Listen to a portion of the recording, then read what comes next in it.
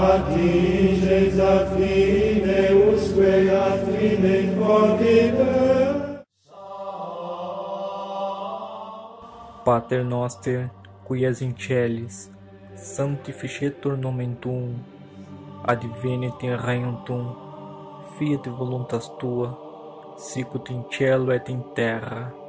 Pane nostrum quotidianum da nobis hodie, et dimitti nobis debita nostra, sicut et nos dimittimus debitoribus nostris, et ne nos inducas in tentationem, sed libera nos a malo. Amen.